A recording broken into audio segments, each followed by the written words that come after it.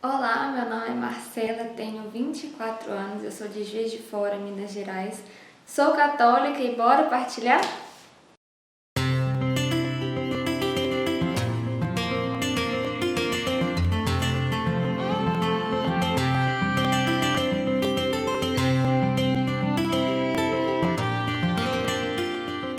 Eu sempre fui católica, eu tive a graça de nascer num ambiente católico, a minha família estruturada, e a minha mãe foi minha primeira catequista, então desde criança assim, eu tenho muito acesso às coisas espirituais, às coisas de Deus.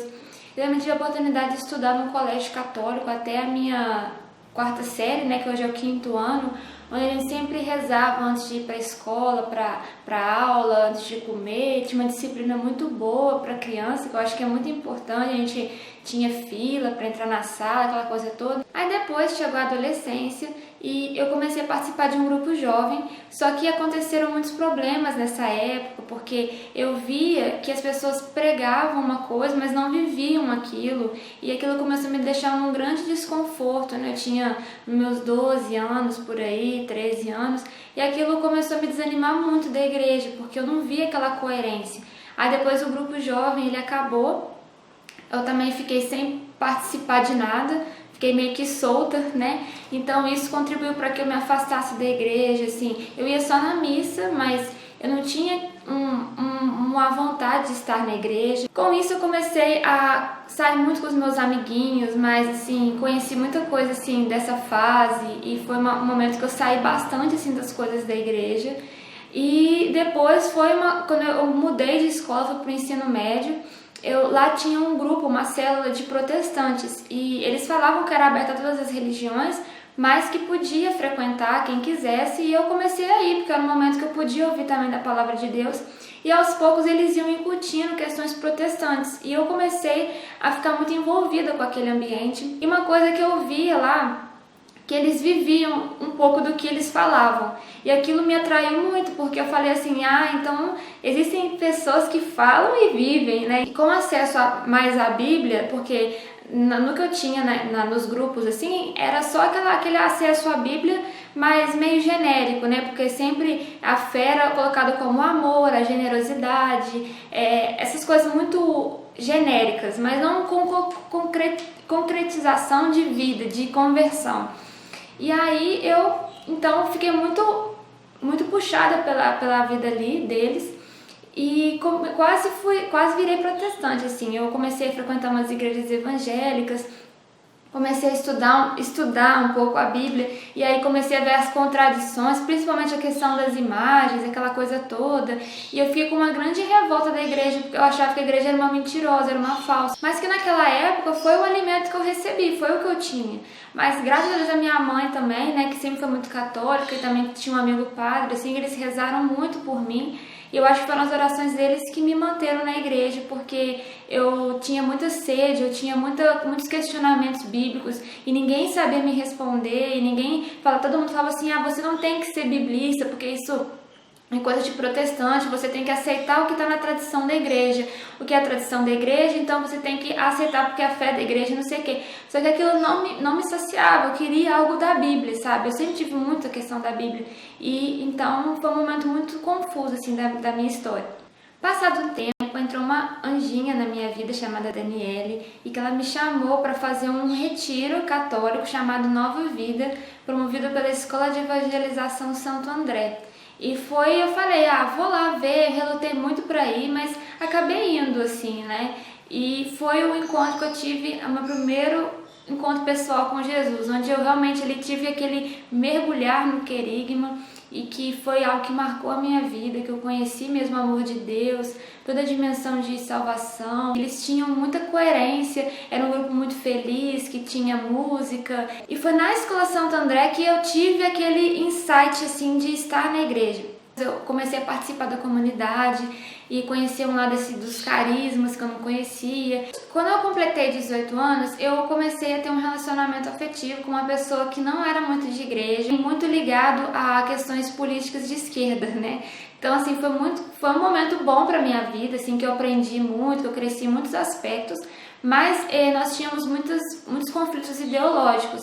E como eu não tinha ainda um parecer político das coisas da vida, eu fiquei muito persuadida pela esquerda, pelo aquele ideal, aquela coisa toda, e também vi um paralelo disso na teologia da libertação. Teve um dia que eu estava discutindo aqui em casa com meu irmão, assim, porque ele estava falando, né, sobre a questão da vestimenta dos padres, que foi uma grande perda para a igreja os padres deixarem de usar o clérigma ou a batina, etc., porque é aquela coisa da teologia do povo, que o padre é igual ao povo, que não sei o quê, que ele tem que ser, não pode criar castas, que não sei o quê, porque isso é coisa romana, isso é coisa da igreja, não é coisa do evangelho, não sei o quê. E começou dessas divisões, e eu fiquei muito assim falando isso com meu irmão, ele querendo, né, me ajudar, ele falou, olha, vê um vídeo, me mandou um vídeo no YouTube de um padre explicando por que ele usava batina, e aí começa a minha verdadeira conversão, que vai ser a minha primeira batina que me converteu. Quando eu vi esse vídeo, ele me tomou de assalto, assim. Foi um vídeo que tem no YouTube de um padre que explica por que ele usa batina para o professor Felipe Aquino no programa Escola da Fé da Canção Nova. E eu fiquei muito de cara, porque na minha realidade aqui da minha cidade, os padres não usam clérigma. E quando eu vi aquele vídeo, eu entrei em êxtase, assim. Foi um amor à primeira vista. E foi uma coisa assim que me tomou de assalto, e foi uma conversão assim que foi no fundo do meu coração. Eu encontrei nesse padre uma referência muito positiva, porque ele era muito jovem, ele é muito jovem ainda, e ele tinha abandonado uma carreira de engenharia química e tal, numa faculdade conceituada. E eu achei aquilo muito assim, como é que pode um jovem assim, né, com tantas coisas na vida, e ele abriu mão para usar uma batina. E ele explicou tão forte assim a questão da batina. Ele falou, né, que as pessoas perguntavam para ele por que se ele não sentia calor com a batina. Ele falava assim, é melhor passar calor na terra do que passar calor no inferno, né? A partir dessa batina eu comecei a mudar totalmente os meus paradigmas. Eu nunca tinha escutado, por exemplo, questões de modéstia. Não era algo que era falado nos grupos na época, não se falava de modéstia feminina. E eu usava muitas roupas assim que não feriam a modéstia frontalmente, mas eram comportamentos que não condiziam assim para uma pessoa que queria viver um aspecto espiritual mais forte. E a partir da modéstia eu fui me aprofundando, e aí mudou tudo, mudou o meu conceito de ser mulher, mudou o meu conceito de espiritualidade. Eu fui pesquisar também depois a modéstia do véu, que hoje é algo muito forte para mim. E eu fui começando e fui mudando tudo a partir daquele testemunho daquele padre. Depois que eu fui crescendo na fé, eu encontrei a segunda batina que me converteu, que é um padre assim que eu tenho um profundo carinho, assim, que é um padre que me sustenta, que me dá força. Às vezes eu fico muito esgotada de achar que eu tenho que fazer tudo, que eu tenho que defender a igreja, porque eu não vejo que as pessoas defendem a igreja, eu não vejo que as pessoas às vezes têm essa entrega como eu quero ter. E com essa batina eu me sinto descansada. Quando eu quero descansar de verdade, é quando eu posso ver um vídeo desse padre e eu falar, nossa, tem alguém que defende por mim, nossa, tem alguém que veste a batina, sabe? Tem alguém que dá a vida por isso, sabe? Ele também decidiu por uma opção dele de vida de usar somente a batina, e que me faz também a crescer muito na espiritualidade, porque, por exemplo, eu também quero mudar algumas questões da minha modéstia, e que permanente, assim, e que eu vejo que se ele também conseguiu mudar permanentemente, eu também posso mudar nesse aspecto permanentemente para crescer em ascese, etc. Então, essa segunda batina que me converteu. A terceira batina que me converteu foi de um outro padre, depois que eu conheci, que imprimiu em mim o selo mariano, né? Eu tenho uma espiritualidade muito mariana e tudo na minha vida passa por Maria. E através dessa batina também eu conheci esse valor heróico, sabe? De ser Maria, de não ter vergonha de ser Maria, e que a gente pode sim, né, resgatar o que é o ser católico, né? Porque infelizmente por algumas questões de ecumenismo a gente acabou perdendo algumas diretrizes da nossa própria fé. E nesse padre eu vi que o que é ser católico, assim, no sentido de não perder essas referências do ser Maria, de ter a batina, de que a gente pode sim estar nos tempos modernos, de viver tudo que a gente tem que viver, mas sem perder as nossas referências de ontem, hoje e sempre, como a questão de Maria. Foi um resgate na minha espiritualidade que hoje é determinante para a pessoa que eu sou. Então essa foi a terceira batina que me converteu. A quarta batina que me converteu foi de São José Maria Escrivá, que é o padre fundador do Opus Dei, e que foi uma batina assim, que entrou em cheio na minha vida, que a minha espiritualidade toda é voltada pelo carisma de São José Maria. E foi o padre que me mostrou que eu posso sim, né, ser mulher e estar na igreja, ter meu apostolado e deixar de ter uma espiritualidade utópica, uma espiritualidade nos ares, para concretizar isso no relacionamento humano, no trabalho do dia a dia, no apostolado da amizade, no apostolado da confidência. Todos os apostolados, tudo é apostolado, né? Então eu aprendi com São José Maria a realmente ser uma católica convertida nas coisas mais básicas do dia a dia. De cortar uma cebola, não cortar uma cebola por ela mesma, mas cortar como um apostolado, né? Então São José Maria também me trouxe toda essa dimensão, que ele também é um padre do nosso tempo, um padre que é santo, né, canonizado pela igreja, e que me deu esse aspecto de acolhida, de saber que a santidade também é para os leigos, que a santidade também é para as mulheres, assim, leigas, né, que trabalham, que têm apostolados, e também principalmente a questão do celibato, né, que eu depois me aflorei por essa escolha, e também foi muito pautada por São José Maria, que dá muito valor para o matrimônio, tem assim escritos belíssimos sobre a família, mas que também trouxe esse resgate do celibato para os leigos, né, não somente para quem vai para uma vida religiosa. E por fim eu tive uma quinta batina que me converteu, porque depois eu tive uma outra queda também nesse processo da minha conversão, que eu fiquei muito tradicionalista, eu me fechei muito na minha espiritualidade, me fechei muito nos carismas, a questão da RCC. E eu via muitos erros litúrgicos na RCC, eu via muita teologia da libertação, e aquilo me deu um ranço muito grande, que me fez me afastar muito do carisma que eu tinha encontrado a Deus, né? Que era pelas novas comunidades e tal. Mas eu comecei a intelectualizar muito as coisas, do tipo, isso é pra quem precisa, é pra quem precisa do sensível, eu não preciso mais disso, agora eu já tô na razão, aquela coisa toda. E aí eu fiquei um pouco soberba nesse sentido, né?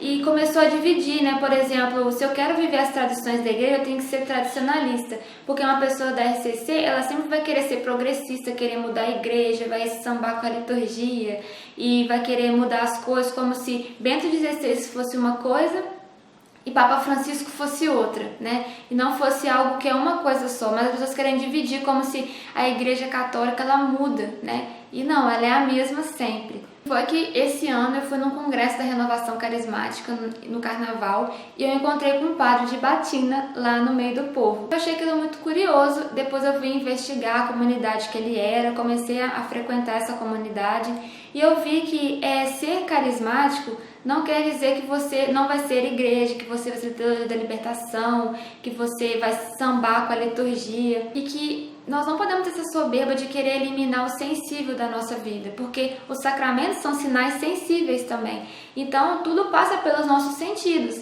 Então, o Espírito Santo também passa pelos nossos sentidos. E o carisma, ele tá aí para que Deus quer nos dar. O Espírito Santo quer nos dar os seus carismas. Basta a gente se abrir a eles. E o fato de hoje eu estar redescobrindo novamente a questão dos carismas e das novas comunidades, que foi por onde eu encontrei o primeiro amor de Deus, pode também ter a tradição, a liturgia bem vivida. Usar o véu, usar o clésma, usar a batina, usar o latim, porque tudo isso é ser católico e não de uma geração e não de uma forma de ver a igreja. Tudo, ser católico é ser universal. Então é isso, esse foi o meu Bora Partilhar. Espero que vocês tenham gostado. Hoje eu sou muito feliz com tudo que Deus fez na minha vida, de todos os processos que eu cresci dentro da fé católica e principalmente eu posso me identificar como católica, apostólica, romana, beneditina, mariana e carismática. Sou tudo isso ao mesmo tempo, e ser católico é ser universal, né? Não é ter um aspecto aqui, um aspecto lá, mas é viver a tradição no Espírito Santo, porque o Espírito Santo não faz coisas novas, mas faz novas todas as coisas. Espero que vocês tenham gostado. Se quiser conhecer mais do meu trabalho de apostolado, eu tenho lá o canal Caritas in Veritate. Se inscreva lá, conheça, para também a gente partilhar lá sobre as questões da catequese da nossa fé. Um grande beijo para vocês, graça e paz. Que isso, gente! gente, Marcela Cameiro, acho que eu não vou partilhar. Caraca, eu tô muito feliz. Eu amei o testemunho do Marcelo, eu acho que você amou também. Pra quem não sabe, eu acho muito difícil você não saber disso. A Marcela tem um canal aqui no YouTube, que é o Caritas in Veritate. Eu já falei dele algumas vezes. E é excelente, ela realmente defende a fé e dá todos os estudos doutrinários que a gente precisa. É outro nível, né, gente? Vamos, convenhamos, é outro nível. Tô muito feliz, achei muito interessante o fato da mãe dela ser catequista. O questionamento que tantos de nós, todo mundo tem sobre quem realmente deseja encontrar a verdade, tem esse questionamento. Pô, mas a pessoa prega uma coisa e não vive. E graças a Deus... tipo assim, essa revolta ou essa intriga não foi determinante, assim, não foi a última palavra na vida dela, porque seria um grande desperdício para nós, né? Então, caraca, eu tô muito feliz e achei interessante também. Eu tô fazendo a partilha sem da partilha, né? Mas, porque assim, quando ela teve uma experiência dela com Deus, mas a segunda conversão, a grande metanoia, foi através de um vídeo no YouTube, né? E hoje ela também evangeliza e é instrumento de Deus através do YouTube. Então, assim, como que as coisas são, sabe? Então, é incrível, Deus, Ele sempre nos surpreende e vai muito mais além. Amei, todos nós amamos. Se você gostou desse vídeo, dê um like, compartilhe, deixa nos comentários o que você achou, manda uma mensagem para a Marcela, que agora ela está fazendo uma experiência vocacional, está meio offline, mas ela vai ver ou eu falo para ela, enfim, manda seu alô para ela. Se inscreve no Caritas in Veritate também, vai lá ver os estudos, vou deixar aqui na tela a descrição. E é isso, se você tem um testemunho também para contar, envie o seu testemunho, bora partilhar, gente, bora partilhar. Tô muito feliz mesmo. E é isso, um beijo, fique com Deus, tchau!